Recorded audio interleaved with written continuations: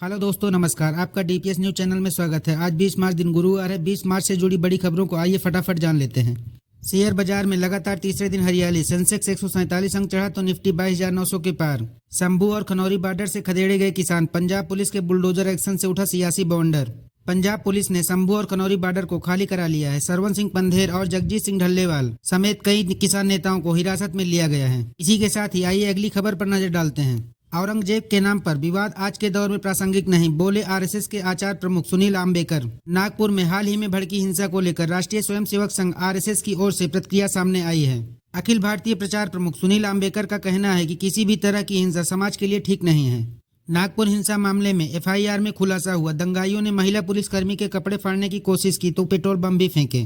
Ganeshpeth police station में दर्ज FIR में कहा गया है कि कुछ लोगों ने बलदारपुरा चौक पर मौजूद पुलिसकर्मियों पर हमला किया। इस दौरान पुलिसकर्मियों पर पेट्रोल बम और पत्थर फेंके गए। एफआईआर के अनुसार अंधेरे का फायदा उठाकर भीड़ ने एक महिला पुलिसकर्मी को छूने और उसकी वर्दी फाड़ने की कोशिश की।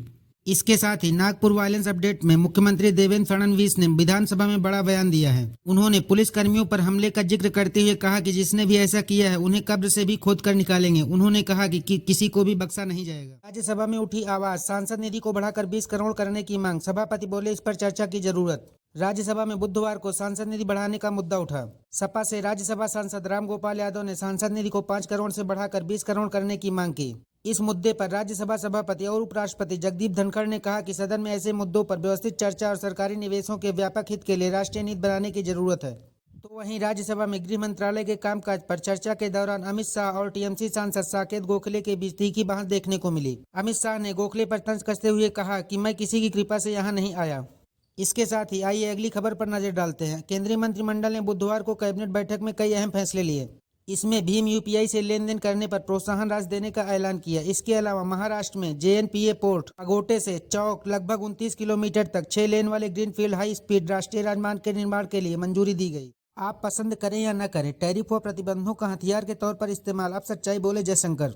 विदेश मंत्री एस जयशंकर ने वैश्विक अर्थव्यवस्था में बढ़ते टैरिफ और प्रतिबंधों के इस्तेमाल पर महत्वपूर्ण टिप्पणी की है। उन्होंने कहा कि अब ये केवल आर्थिक उपाय नहीं रहे बल्कि देशों के लिए अपने हितों की रक्षा करने के लिए शक्तिशाली उपकरण बन चुके हैं।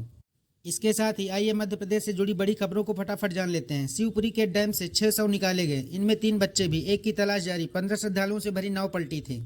शिवपुरी जिले के माता टीला डैम में एक नाव पलट गई। नाव में 15 श्रद्धालु सवार थे। लापता श्रद्धालुओं में से 6 के शव डैम से बाहर निकाल लिए गए हैं, इनमें 3 बच्चे भी शामिल हैं। तो वहीं मध्य प्रदेश के सीएम मोहन यादव अशोकनगर में हादसे का शिकार हो गए। मीडिया से बात कर रहे थे तभी टूट गई सीढ़ियां।